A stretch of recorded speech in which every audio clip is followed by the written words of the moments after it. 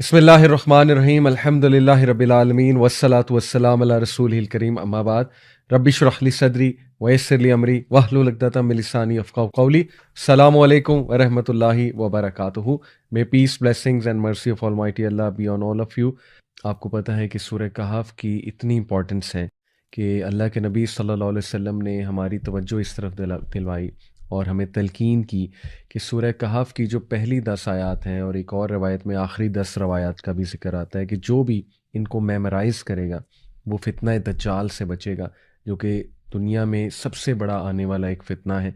اور اس کے علاوہ سورہ کہف کی ویسے بھی بہت امپورٹنس ہے، اس کو ہر جمعے کے جمعے پڑھنے کی تلقین کی گئی ہے.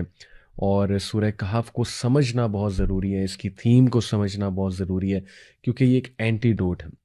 یہ اینٹی ڈوٹ ہے فتنے کے دور میں فتنوں سے بچنے کے لیے، اور اس میں پراپر گائیڈ لائنز ہیں اس کی سٹوریز میں، اس کی تمام آیات میں. چونکہ اس میں 4 سٹوریز جو ہیں وہ ڈسکس ہوئی ہیں، اور آپ کو پتہ ہے کہ پہلی سٹوری اصحاب کہف کی ہے، دوسری سٹوری جو ہے وہ 2 ایسے لوگوں کی ہے جن کے گارڈنز تھے، ان میں سے ایک متکبر ہو گیا، پرائڈ میں مارا گیا، دوسرا جو ہے وہ ہمبل تھا. So basically the story of man of 2 gardens. اور تیسری جو ہے وہ it is the story of Musa علیہ السلام اینڈ خضر علیہ السلام، the great journey of Musa علیہ السلام ود خضر. اور جو 4 اسٹوری ہے ذوالقرنین کی ہے، اس میں یاجوج ماجوج کا بھی تذکرہ ہے.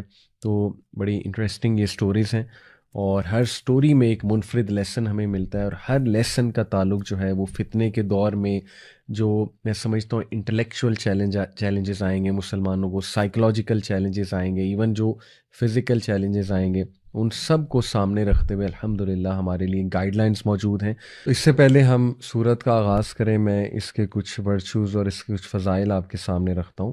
کچھ احادیث ہیں. سب سے پہلے یہ الدارمی کی حدیث ہے، اور صحیح حدیث ہے، صحیح الجامع میں بھی مینشنڈ ہے. ابو سعید الخدری رضی اللہ عنہ کہتے ہیں کہ whoever reads Surah Kahf on the night of Jummah, he will have a light that will stretch between him and the ancient Kaaba. اور ظاہر ہے کہ یہ مرفوع حدیث ہے. اسی طرح ایک اور حدیث ہے حاکم کی البہیقی کی، whoever reads Surah Kahf on the day of Jummah will have a light that will shine from him from one Friday to the next. یہ بھی بالکل صحیح حدیث ہے. اور تیسری ابن عمر صلی اللہ عنہ سے مروی ہے کہ اللہ کے نبی صلی اللہ علیہ وسلم نے فرمایا، جو کوئی بھی سورہ کہف جمعے کے دن پڑھے گا، a light will shine for him from beneath his feet to the clouds of the sky. وہ روشنی کی مانند اس کے لیے چمکے گی، اور بلکہ ایک روشنی اس کے لیے چمکے گی جو کہ اس کے فیٹ سے لے کے کلاؤڈز آف سکائی تک جائے گی، اور جو قیامت والے دن بھی اس کے لیے شائن کرے گی. which will shine for him on the day of resurrection and he will be forgiven his sins between the 2 Fridays. سبحان اللہ. جو مائنر سنز اس نے کیے ہوئے ہیں ایک فرائیڈے سے دوسرے فرائیڈے تک، وہ اللہ سبحانہ تعالیٰ معاف کر دیں گے. تو یہ بھی صحیح حدیث ہے.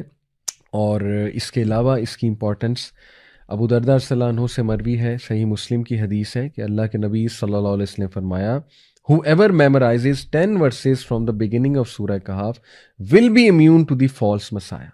اور ایک اور روایت میں لاسٹ 10 ورسز کا بھی ذکر آتا ہے. اس کا مطلب یہ ہے کہ خصوصاً پہلی 10 آیات اور لاسٹ 10 آیات کو سمجھنا اور میمورائز کرنا یہ بہت ضروری ہے فتنہ دجال کو سمجھنے کے لیے، کیونکہ اس میں کچھ ایسے لیسنز ہیں جو انشاءاللہ ہم ڈسکس کریں گے، جو انسان کو اسٹرینتھ دیں گے اس فتنے کو جاننے میں بھی، پہچاننے میں، آئیڈینٹیفائی کرنے میں. کیونکہ ہر ایک تو آئیڈینٹیفائی فتنہ دجال کو یا دجال کو کر بھی نہیں پائے گا، اور اس کو میمورائز کرنا اور اس کو ریسائٹ کرنا ڈیورنگ دیٹ ٹائم ان آیات کو. اور انفیکٹ دجال اللہ نہ کرے کو فیس کرے، لیکن دجال سامنے آ جائے تو پھر اس کے سامنے بھی ریسائٹ کرنے کا بائی ہارٹ جس کو یاد ہوگی، اس کا جو ہے وہ بڑا فائدہ ہے.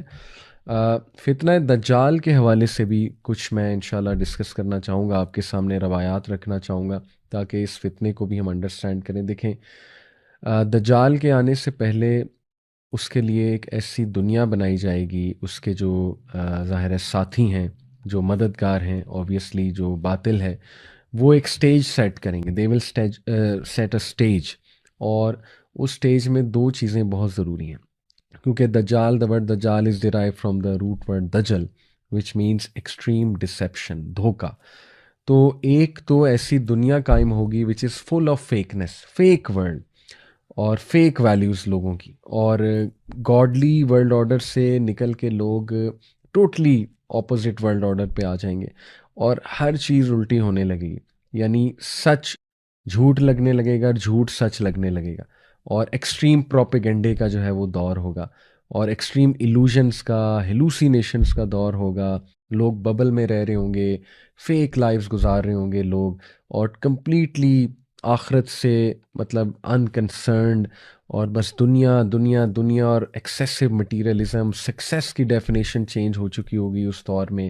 اور لوگ جو ہے وہ ایسی ایسی چیزیں وٹنس کریں گے جو شاید اس دور سے 20-30 سال پہلے ناممکنات میں سے تھیں, لیکن اب وہ نہ صرف ممکنات ہو گئی ہیں بلکہ وہ اس زمانے کے ایتھوز کا حصہ بن جائیں گی. فار ایگزامپل میں آپ کو مثال دیتا ہوں کہ LGBTQ, یعنی آج سے 50 سال پہلے کسی نے سوچا بھی نہیں تھا کہ اس کو پسند کیا جائے گا, پروموٹ کیا جائے گا, حلال کیا جائے گا, اور اس کی ریلیز نکلیں گی اس کی سپورٹ میں. لیکن دیکھ لیں آج یہ سب کچھ ہو رہا ہے, اور بھی بہت کچھ ہو رہا ہے. تو ایک تو a world full of fakeness, اور دوسرا a world full of deception, extreme deception. دیکھیں ڈسیپشن اور لائے میں فرق ہے.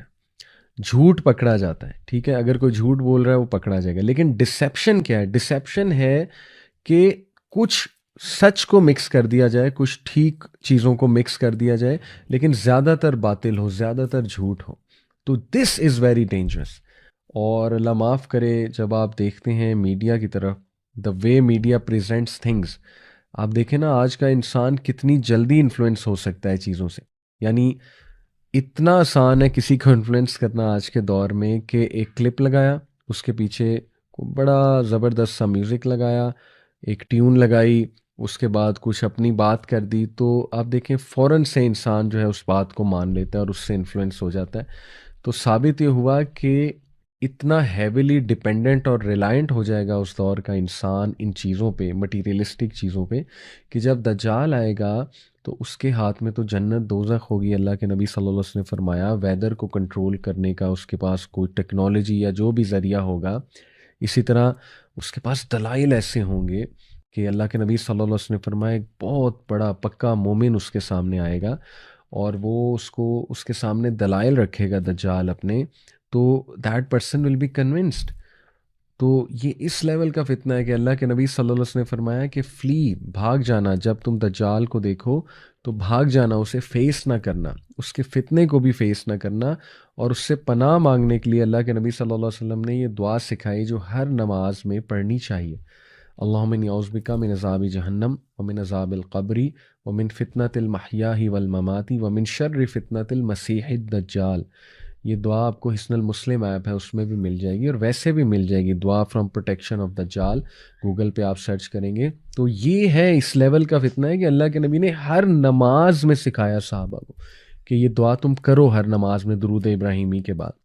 اور پھر دیکھیے دجال کے دور میں بیڈ اور اب normal will become normal and cool. وہ چیزیں جو اب نارمل تھیں وہ نارمل ہو جائیں گی, لوگوں کی روٹینز ٹوٹلی الٹی ہو جائیں گی, لوگ اتنا بے بس ہو جائیں گے کہ لوگ کو سمجھ ہی نہیں آئے گی کہ یہ جو پورا ایک سوسائٹی یا سویلائزیشن یا اسٹرکچر بن چکا ہے, اس میں نیچرل وے آف لائف کے مطابق کیسے زندگی گزاری جائے. اور آج لوگ پریشان ہیں, لوگ کو سمجھ نہیں آ رہی کہ اس روٹین کا حصہ رہتے ہوئے, اس ماڈرن ورلڈ اور ماڈرنٹی کا حصہ رہتے ہوئے کس طرح ہم اسلامک ویلیوز کو لے کر چلیں. ٹھیک ہے, یہ ہے سب سے بگر چیلنج, اور اسی کو تو فتنہ کہتے ہیں کہ جب انسان کو سمجھ ہی نہیں آ رہی کہ میں نے کرنا کیا ہے. تو یہ ہمیں ان چیلنجز کے لیے ہمیں جو ہے وہ تیار رہنا چاہیے, مینٹلی اور فزیکلی انشاءاللہ ہمیں تیار رہنا چاہیے. اور ذرا ہم نوٹ کریں تو جتنی احادیث اللہ کے نبی صلی اللہ علیہ وسلم نے ہمیں بتائیں دجال کے حوالے سے, تو اس سے واضح یہ ہوتا ہے اور سمجھ یہ آتی ہے کہ نمبر 1 دجال کی ایک بہت پاورفل آرمی ہوگی, اور اس کے ساتھی ہوں گے. ایسٹ سے وہ نمودار ہوگا, خراساں کے علاقے سے. آج کل کچھ لوگ خراساں کو پاکستان سے ریلیٹ کرتے ہیں, وہ کہتے ہیں کہ مدینہ میں کھڑے ہو کے نبی صلی اللہ علیہ وسلم نے 3 بار جو ہے انگلی ایسٹ کی طرف کی, تو وہ عریبین سی کی طرف لوگ کچھ استدلال کرتے ہیں کہ وہ عریبین سی ہے یا سندھ کا علاقہ ہے، کیونکہ نبی صلی اللہ علیہ وسلم کے دور کا جو خراساں تھا اس میں سندھ بھی شامل تھا پاکستان کا بارڈرز میں، لیکن اس میں افغانستان کا علاقہ بھی شامل تھا، ایران کا بھی کچھ علاقہ شامل تھا. تو یہ استدلال ناٹ شور کہ ہم حتمی یہ کہہ سکتے ہیں کہ پاکستان سے نکلنا ہے اس نے یا سندھ سے نکلنا ہے، عریبین سی سے نکلنا ہے. ظاہر ہے کچھ لوگ ریلیٹ کرتے ہیں کہ گوادر کے آگے جا کے عریبین سی میں ایک بہت پرانا مندر بھی ہے کالی ماتا کا، اور ہو سکتا ہے وہ ہو وہ جگہ جہاں تمیم الداری گئے تھے. وہ فیمس حدیث آپ لوگوں نے سنی ہے، ایک صحابی جو اس وقت کرسچن تھے، ان کا جہاز ایک مہینے جو سمندر تھا اس میں ظاہر ہے لہروں کی وجہ سے دے گاٹ لاسٹ، ایک مہینے تک وہ لاسٹ رہے. اس کے بعد ایک آئی لینڈ کے پاس جا کے ان کا جہاز لگا، اور پھر وہ بتاتے ہیں کہ ان کی ملاقات ہوئی دجال سے، جساسہ سے، جو کہ ایک جانور نما کریچر تھا. اور دجال کو جب انہوں نے دیکھا، ایکسپلین کیا کہ ایک بہت ہی ہیوی ویٹ لفٹنگ جیسے کرنے والا ایک انسان ہوتا ہے، براڈ شولڈرز، وہ زنجیروں سے جکڑا ہوا تھا. اور وہ کہتے ہیں کہ آج تک میں نے کسی کو اس طرح جکڑے ہوئے نہیں دیکھا، اتنا وہ اسٹرانگلی جکڑا ہوا تھا. کچھ سوالات اس نے کیے ان سے، اور پھر وہ آ کے سارا واقعہ تمیم الداری نے نبی اکرم صلی اللہ علیہ وسلم کو سنایا، اور اللہ کے نبی نے اکنالج کیا کہ ہاں تم نے اسی کو، تمہاری اسی سے ملاقات ہوئی ہے. تو یہ اپنے طرف واقعات بالکل ٹھیک ہیں. اس پہ بھی ایک ڈسکشن سکالرز میں موجود ہے کہ وہ آئی لینڈ ایگزیکٹلی ہے کہاں. کچھ اسکالرز کہتے ہیں کہ وہ، یہ میں آپ کو بس ویوز بتا رہا ہوں، مختلف لوگوں کی آراء آپ کے سامنے رکھ رہا ہوں، لیکن ایٹ دی اینڈ یہ بات یاد رکھیں کہ اللہ تعالیٰ نوز بیسٹ کہ کیا معاملہ ہے. اور اس انفارمیشن سے زیادہ جو امپورٹنٹ انفارمیشن ہے وہ یہ ہے کہ اس سے بچنا کیسے ہے. اس میں اتنی کھوج نہیں لگانی چاہیے کہ وہ ایگزیکٹلی ہے کہاں، کیونکہ اس کا کوئی فائدہ نہیں ہے، بلکہ فائدہ اس بات کا ہے کہ ایکچولی اس کے فتنے سے بچنا کیسے. تو دیکھیں ایک اسکالرس کے درمیان ڈسکشن موجود ہے. ایک اسکالر جو ہے وہ کہتے ہیں، دیر از اے گروپ آف اسکالر جو کہتے ہیں کہ دجال ڈفرینٹ ٹائمز میں فزیکل فارم میں آیا ہے، آ سکا. نبی صلی اللہ علیہ وسلم کے دور میں ایک شخص تھا ابن سیاد، اور کافی صحابہ کا گمان ہے کہ وہ دجال تھا، اور نبی صلی اللہ علیہ وسلم نے بھی نہ نگیٹ کیا نہ افرم کیا. تو اس لیے وہ اسکالرس کہتے ہیں کہ ثابت یہ ہوا کہ دجال اس ٹائم پہ مے بی فزیکل فارم میں وہاں آیا ہو، اور ڈفرینٹ ایجز میں فزیکل فارم میں آتا ہو، لیکن جو باطنی طور پہ ہے وہ اس جگہ پر ہے، اور وہاں سے وہ فزیکلی ٹرانسفارم ہو سکتا ہے. واللہ عالم. یہ ایک ویو ہے، لیکن یہ کہ اگین میں کہوں گا کہ ہمیں زیادہ ان باتوں میں کھوج اتنی لگانے کی ضرورت نہیں ہے. ہمیں جو پتہ ہے وہ یہ ہے کہ اس نے جب نمودار ہونا ہے تو ایک بہت بڑا فتنہ ہوگا، and we have to be really careful, اور ہمیں اپنی پروٹیکشن جو ہے اس کا انتظام کرنا چاہیے. یہ ہے اصل بات.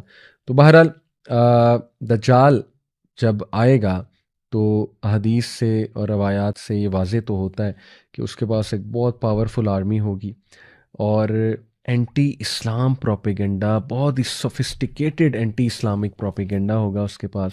اور وہ پروپیگنڈا میڈیا کا پروپیگنڈا ہے، انتہائی ایکسٹریملی سوفسٹیکیٹڈ.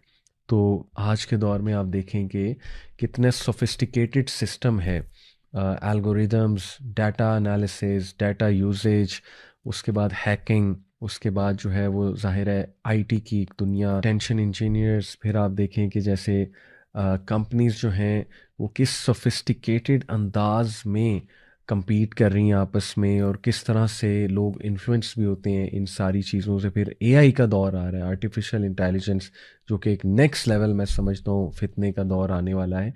تو یہ صاف سمجھ آ رہی ہے کہ دجال کے آنے سے پہلے جو ایک سسٹم تیار ہوگا وہ سسٹم انتہائی سوفسٹیکیٹڈ پروپیگنڈا کا سسٹم ہوگا، کیونکہ پروپیگنڈا سے ڈسیپشن پھیلتی ہے بہت زیادہ. پھر ظاہر ہے کہ یہ جو سبحان اللہ ڈیزائرز کی دنیا کھڑی کر دی ہے ویسٹ نے، جس میں Hollywood, Bollywood, music industry, ٹھیک ہے، اتنی ڈسٹریکٹیو انڈسٹری ہے یہ کہ بڑا مشکل ہے ان چیزوں کو ریزسٹ کرنا. اور ایک انسان جو ہے وہ آہستہ آہستہ آہستہ آہستہ جو ہے وہ دین سے ہٹتا جاتا ہے، اپنے نیچرل ایک لائف سٹائل سے ہٹتا جاتا ہے، گاڈ کے ورلڈ آرڈر سے ہٹتا جاتا ہے، اور اسے پتہ بھی نہیں لگتا. اس طرح سے یہ چیزیں صراحت کرتی ہیں. اور پھر یہ بھی محسوس ہوتا ہے حدیث کی روشنی میں کہ اس کے پاس لیٹسٹ ٹیکنالوجیز بھی ہوں گی، بلکہ وہ اس کا ماسٹر ہوگا لیٹسٹ ٹیکنالوجیز کا. اور یہ بھی معلوم پڑتا ہے حدیث سے کہ اس کے پاس سیریمونیل بلیک میجک ہوگا، بہت ہی پوٹنٹ قسم کا. اور اس کے پاس شیاطین بھی ہوں گے، انفلوئنس اوور دا جن. دیکھیں نا، یہ بھی حقیقت ہے کہ جنات کا بھی ایک رول ہے. جنات میں جو برے جن ہیں، شیاطین ٹو بی اسپیسیفک، تو یہ محسوس ہوتا ہے حدیث کا مطالعہ کر کے کہ شیاطین اور بلیک میجک بھی ظاہر ہے اس کے پاس ہوں گے. اور یہ بھی بات پتہ لگتی ہے حدیث کی روشنی میں کہ ایمینس ویلتھ ہوگی اس کے پاس، بہت زیادہ ویلتھ ہوگی، کلیمر ہوگا.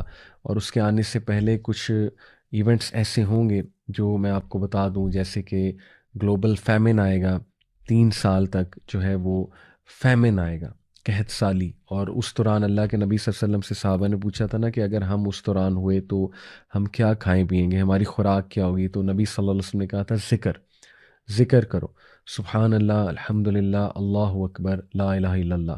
یہ جو ذکر ہے اسپیشلی، اس کا صحیح مسلم کی روایت سے ثابت ہے کہ یہ تمہیں کافی ہو جائے گا، یہ والا جو ذکر ہے. تو ذکر کے آپ دیکھیں فزیکل اینڈ اسپرچل بینیفٹس دونوں ہیں. تو دیکھیں یہ آلدو تھوڑا سا لوگ کہیں گے کانسپریسی تھیوری ہے، لیکن یہ بھی پتہ لگتا ہے کہ سیٹینک کلٹس یا جو اکلٹ ریلیجنز ہیں، جو اینشینٹ سمبلز آف آئیڈولیٹری پر چلنے والے ہیں، اور جو فری میسنس کے بارے میں الومیناٹی کا بھی بڑا تذکرہ ہوتا ہے. تو دیکھیں یہ کلٹس ایک حقیقت تو ہیں، سیٹینک کلٹس اور یہ جو اکلٹسٹ ہوتے ہیں.